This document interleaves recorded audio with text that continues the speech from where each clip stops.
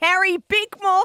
Welcome to International Women's Day. Hey, because Good morning. How are we all? We're loose, Carrie. We're loose. how many times have we cried? I think because we've cried between us 5 times maybe. So You've taken a leaf out of my book. It has been. And we were I talking... currently have a 2-year-old laughing at you in the background as well. She may cry at any point because I'm trying to stop her playing the recorder and smudging lipstick all over the bedspread because she doesn't like me being on the phone. So I could all end up in tears by the end of this call. But because you're a strong role model for that little girl. You're a strong woman role model. Do you see my segue? Do you see how good I am? You're very clever. Thank you. Now, you've come on because you do want to talk about that. I did. So I know you guys have covered a lot of issues today, but I also just wanted to celebrate women this morning and celebrate the awesomeness of women and the women in my life in particular, my mum. She's already sent me a Happy Women's Day text. She actually sent it yesterday because she's one of those women that's very organised. Didn't want to forget. I love that. But she has her whole life been a huge advocate for women, you know, professionally. But she's also been an incredible role model for me. She's had a pretty tough life herself, and, you know, she's been one of those women that just puts one foot in front of the other. She's incredibly resilient. And I often think of her and think if I could be half the mum that she was to me, then, you know, my daughter's going to, you know, hopefully have a good life. And I was talking to Fee last night. We were talking to ad breaks about her, and I sort of was reflecting on it. So I'm going to move away from my daughter, who is playing the recorder and singing at the same time. Fantastic. And I was reflecting on it. And I thought, you know what, I don't remember my mum ever sitting down with us and having big chats about what it meant to be a strong woman and what it meant to be a woman in this world and all of that, because I don't remember those big conversations with me and my sisters. I remember my mum just taught us through example. Like, she worked so incredibly hard. She had to put food on the table, but she also loved her job. But she was also a great mum, and I know you've spoken about this morning about trying to juggle it all, and I hate that word, but that's the reality of it all, trying to juggle it all. And I was reflecting on the fact that she used to sit, I did dancing 3 or 4 nights a week, and she used to sit outside the studio, and this is before the time of iPhones, and she would sit there. I don't know what she did for 2.5 hours every night. She did her marking, she did shopping lists, she organised our lives because it was just so hectic. She never once complained, and I remember thinking, gosh, like, it was just such selflessness. She did everything so that our lives could be better, but at the same time, you know, was doing the stuff she wanted to and you know, offering the world so much. And I remember one conversation I had with her once where she said, do you enjoy doing dancing? And I'd been doing it for my whole childhood. And I was in year 10 and I went 4 nights a week, and I said, I don't anymore. I said, I don't feel like I fit in. I don't feel like I'm just not happy doing it. And she said, well, that's it. We're done. She said, you show me that you can commit to something. You show me that, you know, when you put your mind to something, you'll give it your best shot. And she said, but you should never do something that doesn't make you feel happy and fulfilled. And we went home, and that was it. And that, you know, I stopped doing dancing from that point on. And I remember thinking that she always wanted us to give out everything to everything we did.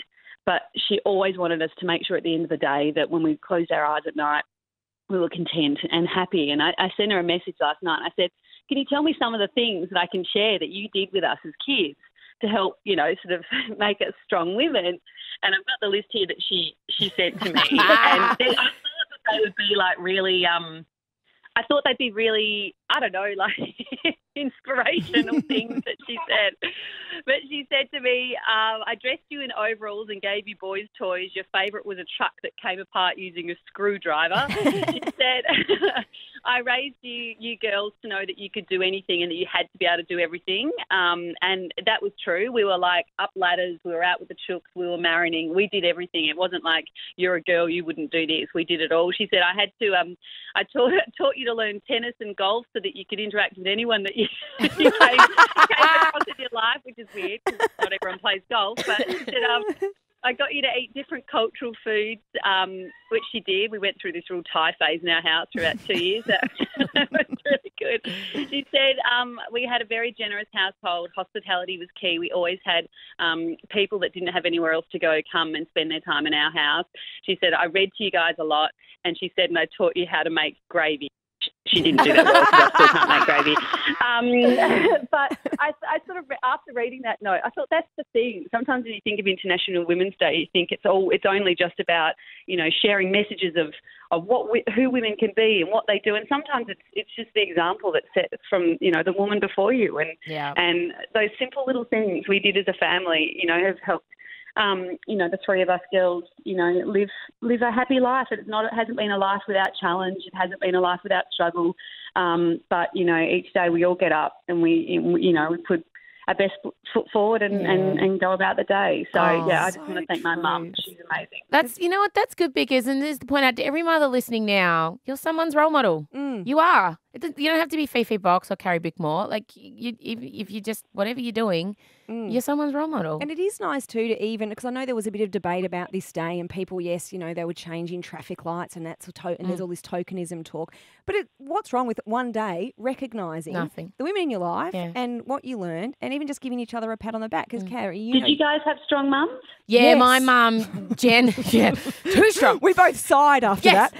My mum's a baby boomer and was studying, was working, was doing her masters, was having 2 children. Like, she set the example probably too well. My mum did that too. She was doing a PhD every night. I'd be like, "What are you doing, Mum? 10 o'clock at night." And after sewing my day dance. of work. Same with you, sewing my dance costumes, all that stuff. And I think she maybe set a little too good of an example, so that I felt that I had to be able to achieve all those things also on my own. But yeah, my mum's very strong. She's terrifying. I am the way I am for a reason. That's so funny, because my mum, and Carrie, you've met my mum. My mum's terrifying too. Yes. But no, she's not terrifying. Oh, just to me. Yeah. Fifi and I both, our eyes are twitching.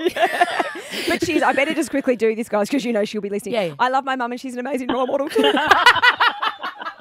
Love you, pal. Love you, Jenny Rossiano. Because what's your mum's name? Jenny. Oh, same with me, Jenny. Oh, we love the Jennies. Because thank you so much. We know you're busy there with Evie, and thank you for being on. And you'll also obviously be on the radio this afternoon with Tommy Little. Thank you very much. Happy International Women's Day. Have a good rest of your show. Bye. Bye, darling.